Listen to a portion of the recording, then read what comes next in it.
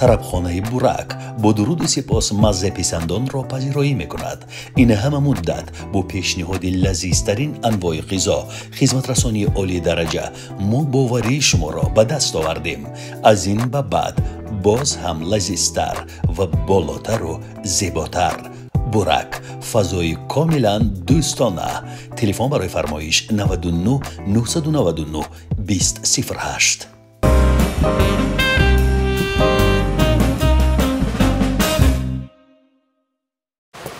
تا منزی تو ای چرخی فلک کام نگیرم، از سوختن و ساختن آرام نگیرم.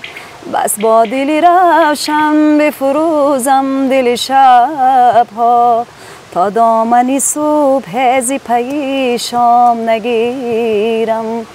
بس با دلی روشن بفروزم دل شبها، تا دامنی صبح هزی پی شام نگیرم. شام نگیرم. نسل من و نسلی از من بزرگسالتر شناختند که صدای کیست. اما شاید جوانهایی که هر روزه 20 و 25 سال دارند بپرسند که صاحب این صدای فوق‌العاده و زیبا، صدای دریایی کیست؟ خب بر شما میگویم. در دهکده یوراز یک جای هست با نام دره. به اینجا آمدیم و تصمیم گرفتیم که برنامه ناگفته ها را از اینجا پیشکش شما بکنیم. و مهمانی برنامه ما اقباله بی تکرار است. اقباله که با ترانه زیبای خود تا منز تو ای چرخی فلک کام نگیرم زمان دل میلیون ها را تسخیر کرد و ناگهانی سکوت کرد به مدت 13 سال. اولا من سلام خودم رو بر شما میرسانم. و علیکم السلام. خیلی خوشبخت هستم شما ما رو به اینجا دعوت کردید، به این ناگفته های 13 سال سکوت. و من بسیار شاد هستم. سلام خودم را به مخلصانم میرسانم، به هموطنان عزیزم میرسانم که همه وقت خوشبخت باشن. تا منزی تو ای چرخی فلک کام نگیرم، از سوختن و ساختن آرام نگیرم. 13 سال خاموش بودید. چرا؟ به چی دلیل؟ به شوهر برآمدم. 4 فرزند دارم. برای همین سکوت کردم. شوهر شما هم آوازخوان هستن؟ صنعتکار است. بله. پرویز. بله. و پرویز نخواست که بعد ازدواج روی صحنه بیاید یا چی شد؟ نخواستم، اما وای بعضی وقت میگفت که من فخر میکنم، بعضی وقت میشود هم خیلی شخصیتایی میشود که از راه به در میکنن، میزنن، میگوین که باید صنعتکار اولی که نمیگرفتی یا که نمون. همین خیلی خوشبخت از آن هستم که 4 فرزند دارم، اما بدبخت از آن هستم که صنعتم را پرتافتم. 4 فرزند دارید؟ البته. دختر پسر؟ 1 دختر دارم، 3 پسر. با پرویز چگونه شما آشنایی پیدا کردید؟ راستی گپ میخوام اصلا قصه شناس شدنتون رو با پرویز در میان گذارید. راستی گپ من بسیار وامی خوردم در طربخانه ها. وقتی که مرا دعوت میکردن در آنجا سرود میخواندم، من در همونجا بسیار میدیدم این شخص را. در همونجا ما شناس شدیم. تا 1 سال گپ زدیم، بعد 1 سال ما ازدواج کردیم. گوه در توی خورسندی های مردم چون میرفتیم و خدمت میکردیم در بعضی عروسی ها من شما رو میدیدم، با هم بودیم در یک چند. بله. یادتون هست؟ بله البته. اون پرویز هم جوان بودید، شما پرویز هم جوان بود، در کنار شما بود. پرویز هم خود آوازخوان است نه؟ البته آوازخوان هست. آوازخوانیش رو دوام داد بعد ازدواج؟ البته. چرا 13 سال پرویز خودش برآمد کرد و شما رو نگذاشت برآمد؟ از بس که فرزندایم خرد بودن، گفتن که کمتر کلان شود، باز به صحنه میبره. اینش هم کلان شد. دویمش گفتن خیلی کمتر کلان شود، آگردان شود، با به صحنه برمیگردی. همه خیلی 4 فرزند شد. حاضر باشد روزگی داده است و من دستگیری شود، کمک شود. چرا نه؟ در آن میان قبل از ازدواج پرویز یک جوان کمی رشک میکرد از برآمدهای شما در دوام زندگی رشک و همین خیل رفتارهایش رو نشان نداد؟ داد برای که وقتی که ما به خدمت مردم میرفتیم بعضی نفرانی بودن که اومدن میگفتن که اقبالا همون سرود رو یک باریگه بخوان اومدن میگفت که چی گفت در بخی گوش تو بعد من میگفتم که همون سرود رو برای من گفتن که یک باریگر خوان نه دیگر چی گفت ما دیگر خیلی فهمیدم همی سخن ها من خسته شدم که یگان بار می اومد خانه میگفت که در یک طرف خانه وا خوردن یا شخصیت بزرگ گفتن که اقبالا رو رفته سلام بود او کی بود برای چی شما رو سلام میگوید از همین سخن ها من خسته شده بودم من گفتم که به این درجه را من ستاره بود هستم که من تا حال مرا فراموش نکردن مرا سلام میرسانند اما این دیگه خیلی میفهمید رشک میکرد البته دیگه خیلی نظر داشت به من تا حال هست همین وضعیت تمام شد البته برای که جوانی های منو خیلی با زیباتر بودم زیبایی هایم گذشت رفت این خیلی خطا است وقتی که شما تسلیم میشوید و میگویید که من دیگر حقیرم نتوانم چیزی را زیبایی رفت مجال رفت مدار رفت این اشتباه است هنوز جوانید هنوز تمام زندگی در پیش است برای شما فکر میکنم که با پرویز حتی شما میتوانید یک جفتی خیلی زیبا روی صحنه باشید هر دو راست همین خیلی هم است لیکن همین خیلی شد که دل من بسیاری وقت همین گپ‌ها رو میشنیدم دلم از زندگی از صنعتم دلم خنک میشد زمانی که اقبالا با ترانه تا منزل توی چرخی فلک کام نگیرم بروی صحنه آمد در یک لحظه نامدار شد و اون زمان پرویز یک نوع در سایه شهرت شما قرار داشت نه؟ البته هم خیلی بود چون که من دوی برادرم صاحب قرام را گرفته بودم و وقتی که خیر خوش میکردن با پگاهش از دنیا گذشتن آمد از پیشانی من بوسه کرد و گفت که انشالله گفت برکت میاری گفتم خیلی کرد رفت صاحب قران نازیموف فرزند هنرمند مردمی شادروان ظفر نازیموف صاحب قران بسته‌کار تنظیمگری به همتا بود البته خیلی ترانه های جاویدانه و ماندگار اصلا حاصل زحمت صاحب قران است و همون ترانه تا منزل توی چرخی فلک کام نگیرم نیست آرایشی تنظیمی صاحب قران است البته کامپوزی کی است صاحب قران آهنگ خودی صاحب قران است همش است شعر مالی کی است مالی لایق شیرالی است آها درباره تهیه همین ترانه حرف بزنید چون سالهای آخری زندگی صاحب قران بود خیلی دشوار بود برایش نه بله برای که وای بیمار بودن و یک روز برادرم اومده گفتند که پدرم میگوید که برای چی همسایه ها میگویند که مثال قدر او میخونه در دانشکده و اما یک سرود ندارد به همین خاطر پدرم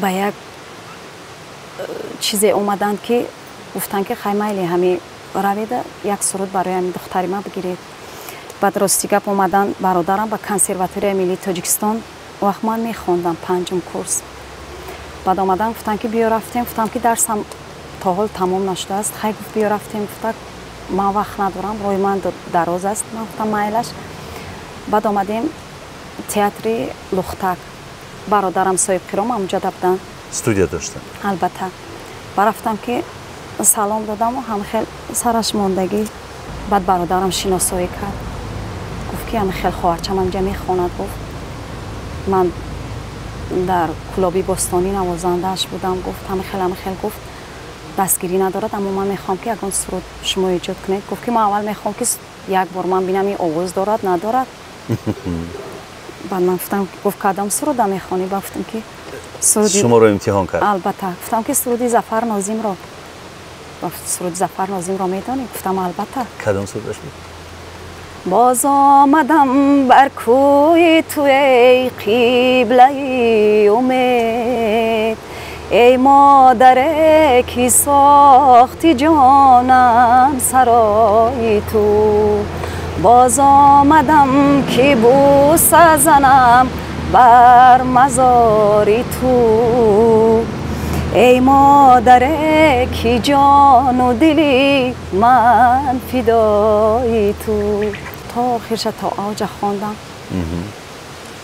بعد گفت که حاجی گفت میریم ҳамроҳи ман хона мерем гуфт ва бародарам гуфт ки ман роҳам дароз гуфт шав дар хонаи ман нести агар роҳа дароз бошад ҳеҷ каки набошад дар хонаи ман нести гуфт куҷо дай ҷош гуфт ки консерватория миллида гуфт мерам ба ҳамуҷара ба сарша мерам мебинемаш баъд якдам маротиба омад сироғ кардам гуфтам як мардаки буз балаш шуморо сироғ омадам баъд ҳам хел буд ки гуфтира мошино қатъи омада сироғ мекунад ки бошад гуфтам акаи соҳибаи ман хоб кардагӣ нест ман бояд хобрам ҳам хеле чаро хоб накардам барое ки ман тӯй бисёр мегаштам ҳамҷа хаста меомадам барое ки аз соати 4 хеле зиёд буда албатта вақто танзим набудан албатта шаб то рӯз тӯй мешуд шаб то рӯз бо бисёртар ҳам хел таклиф мекарданд ба рафта мехондам баъд омад гуфт ки тӯй намерай гуфт биши гуфт мошинда гуфтам охир ман метарсам гуфтам шумо фақат хоб мерен гуфт ба хоби ман чӣ кор дорӣ бишин мошинда мерен 5 минут вақт метавонӣ як суруда тая шера тайёр мекунӣ гуфт ҳамира бояд пага сабт кунӣ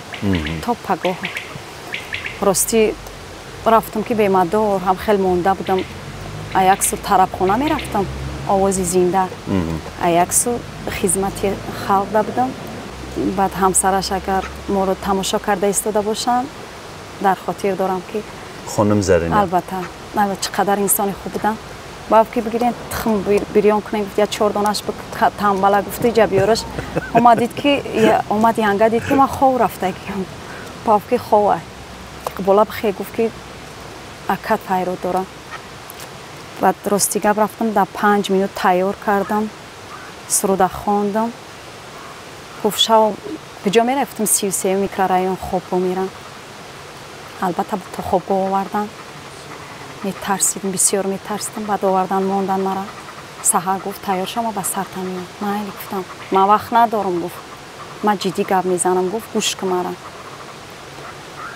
саҳар тайхон хестам ки як каминдан як донишҷӯро равон кард ки бугӯ ки як мардаки буз бала омада дар таи чӣ дар мошин гуфтам ки кие фақат асроғ мекунад ба гуфтам ки як камай дар байни 15 минут нагзашта ки мо суруда сабт кардем гуфт иқбола гуфт ҳама хел гуфта неки чернави ки қабул мешава намешава гуфтам намедонам ҳамта хулоса ки партофтему омадем баъд шухи ба шухи як ҳамкурсам гуфт ки биё амира бозор да партоем гуфт ба бурда партофтам омадам пагоҳ я ола занг мезананд ки дар мошино ҳамин садо рафтеста албатта чӣ қадар ҳама ҷоро фаро гирифт албатта чӣ қадар шахсиятҳо маро пурсидам ва ин таронаро аз шодравон соҳибқирон хариде агар рост гӯям ҳамон вақто бемор будам вақте ки садои маро шуниданд гуфт ки аи бабад гуфт ман агар нақс шавам гуфт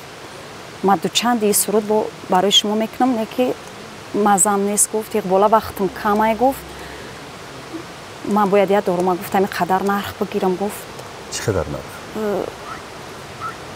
ҳамин хел бо нархи қадарам нархи гаронам набуд ки ҳам вақт ҳамин нарх барои дигарон барои мо донишҷӯо баланд барои ампулои хеле гаронарзиш албатта истифода мекард ман гуфт ки ман бояд ба дорухона равам гуфт ман гуфтам майли устод ҳамин хел шуд ним додам баъд бо ним додам ҳамин хел ду суруд гирифтам ин суруда гирифтам як суруди тоҷикистон доданд аз ашъори гулрухсор сафиева баъд охирон бор омадан хайрхуш карданда гуфт хоҳарҷон иншолла гуфт баракат меояд ин суруд гуфтам ман мазам нест рафтам саҳар хостам ки занг занам ки як зане бардошт гуфт ки ака тамом аз дунё гузашт воқеан соҳибқирон вақт надошт чун маризӣ азияташ медод ва ҳамагон медонистанд ки муҳлати хеле кам барои зиндагӣ карданаш мондааст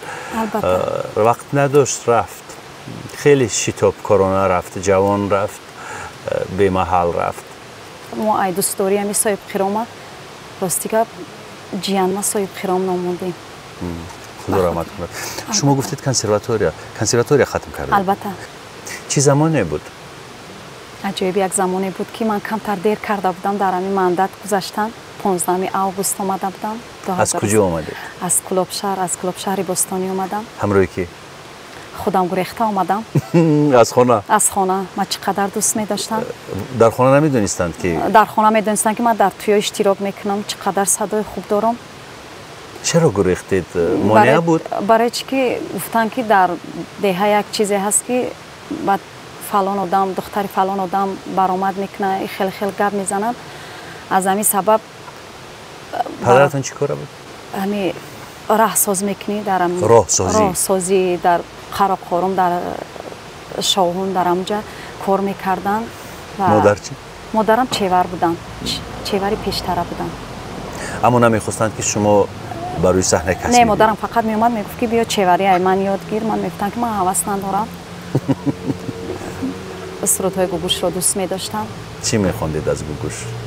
گفتی به تو هیجم با من بیمون همیشه نباشی من میمیرم گل به گلدون نمیشه چی اشتباه کردم حرفاتو باور کردم چی اشتباه کردم حرفاتو باور کردم این سرود رو میخوندم برادرم یک رقصه را آورد که توی میگذراندن من گفتم که چه خیلی پول پیدا کنم شب در بری رقصه جوگم رو پرتافتم بعد گفتم که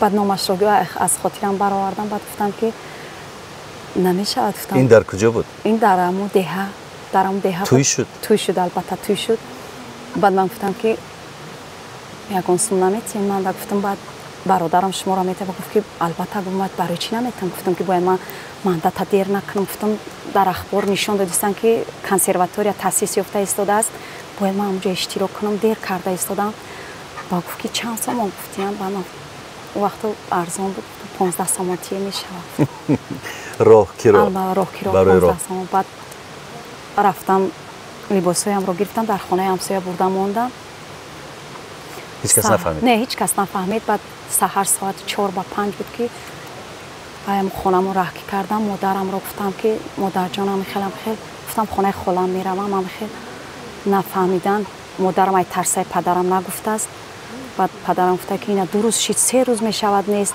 بعد وقتی که در اخبار نشون میدین میگن انقدر دانشجو با کنسرواتوری گذشت یا که پدرم میبینید هی بر پدری و این در ما اگر نمیدیدمش گفتم روز خستم میدادم در چی حسی اومد که من گفتم زنگ زدم از تلفن های چی بود وقتا پدر جان مرا دادید گفتم من گذاشتم گفت الکی گذاشتی بعد میگوی مرا داد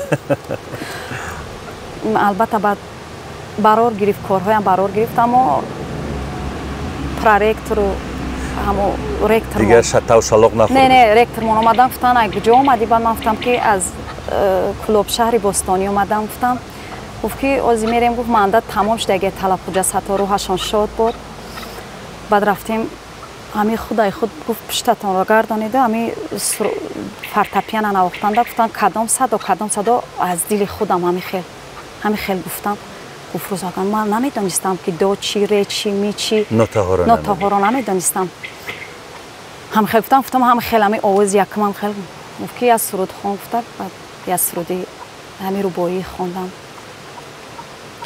روبایی قدیمه خوندم بعد گفت که خیمنده شینم با بلندی ها تو را یاد کنم ماننده ای کبگی تا قفر یاد کنم کبگاه همه سیل پر باز کننده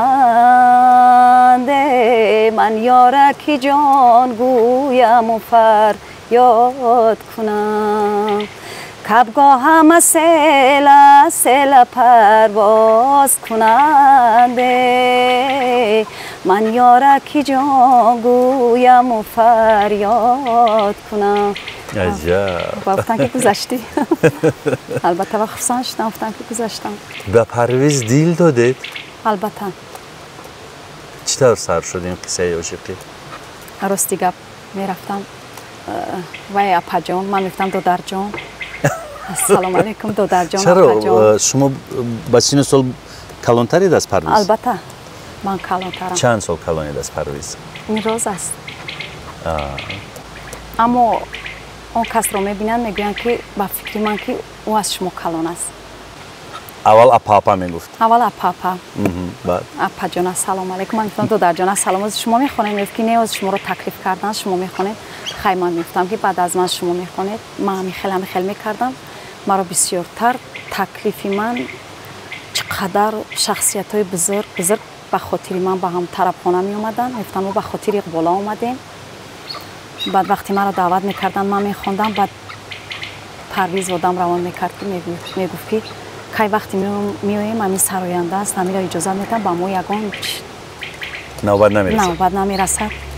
بعد میگفتن که هم یک کتابچه داشتم هم خیلی میبردم میموندم. بعضی شخصان فکر میکردن که این فانوگرام خوانده ایستاده است اما این خیلی نبود. من البته زنده بود. من برای چی که فانوگرام خوانده نمیتوانستم زنده میخواندم. سرودهای زیاد نیز در استودیو ثبت نکردید؟ نه همگی 3-4 تا دارید.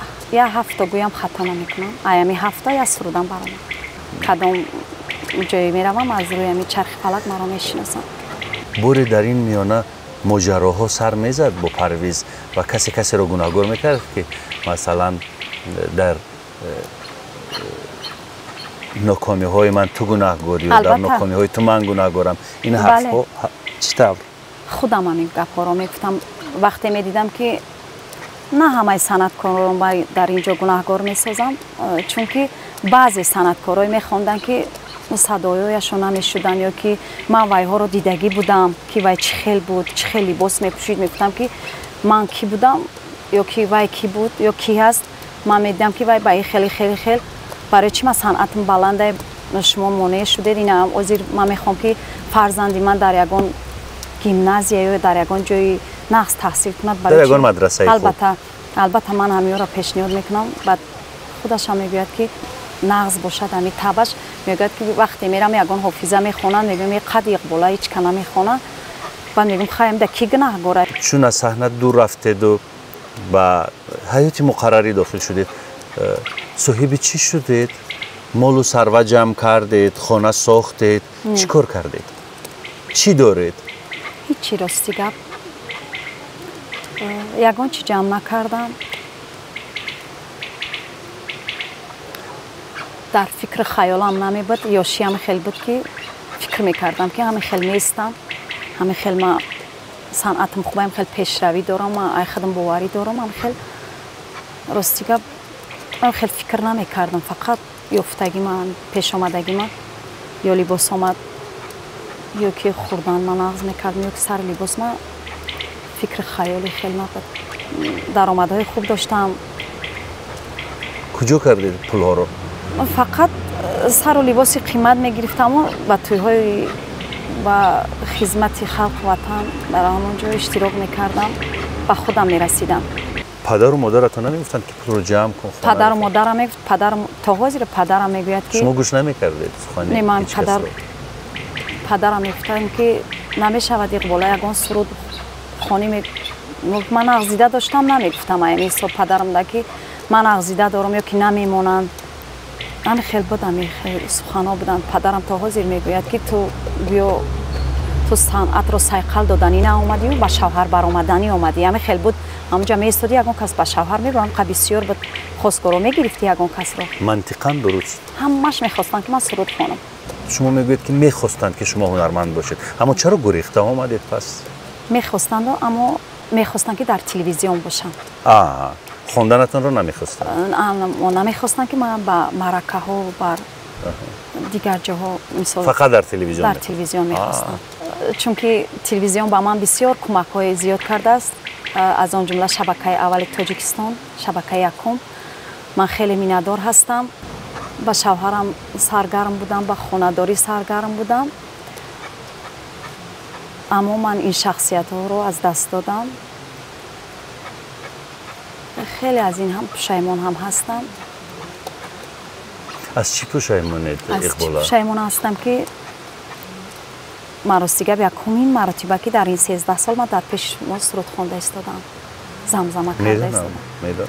برای من سرود نمیخوانم، در خانه هم نمیخوانم. در این میانه یک سرود خواندید با خوجسته، جعفر جلال، طالب عبدالله، دندان برنجی.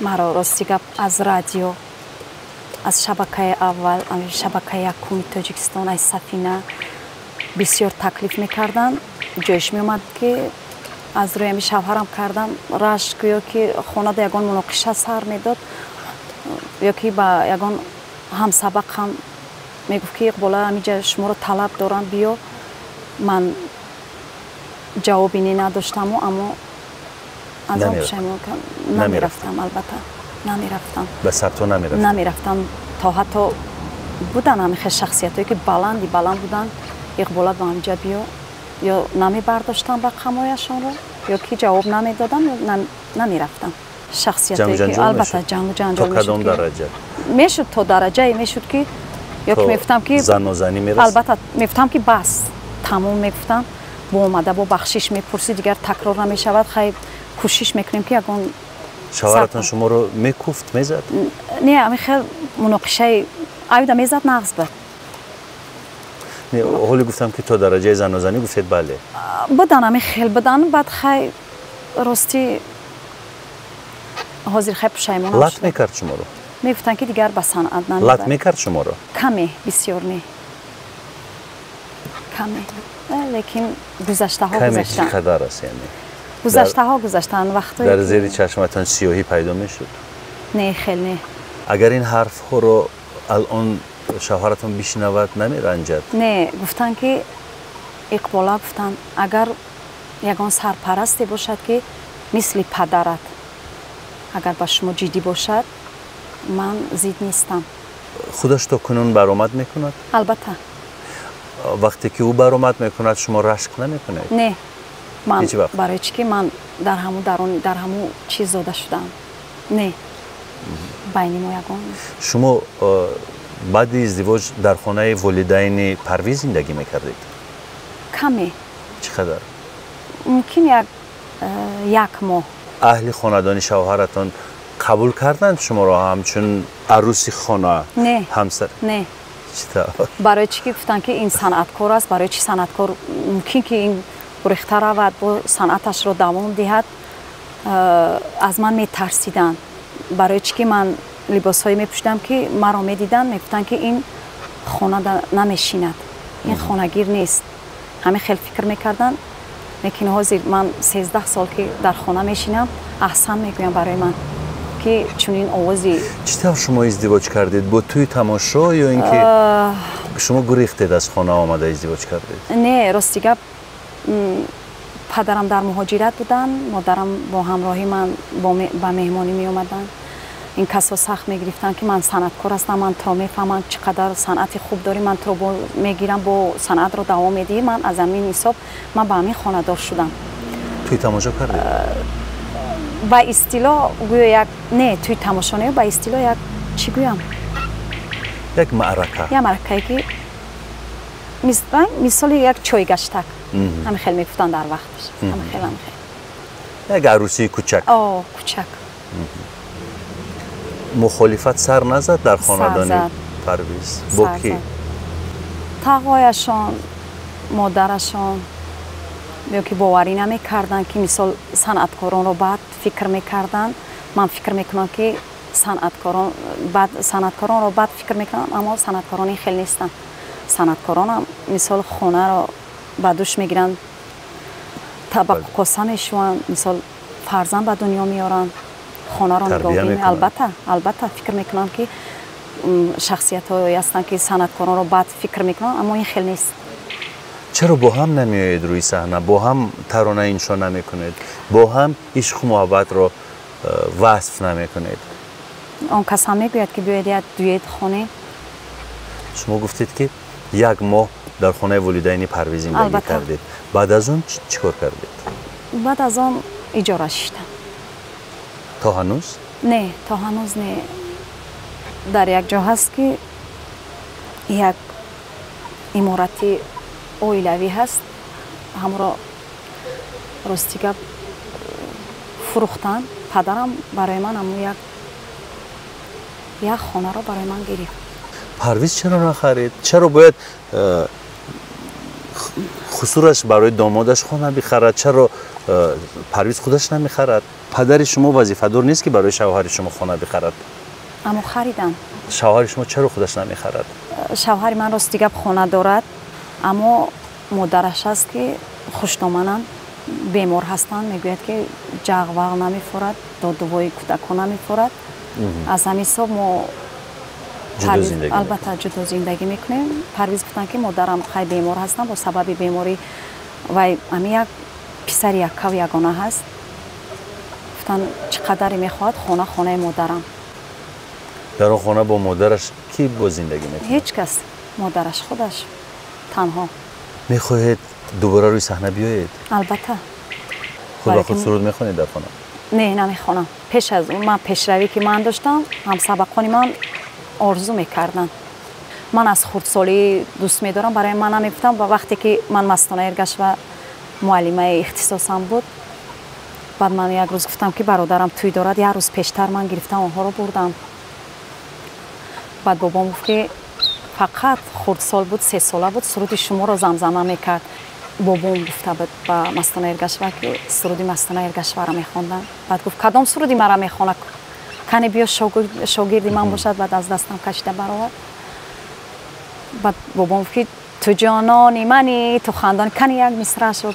تو جانانی منی تو خندانی منی، تو جانانی منی جانی منی. همین سرود.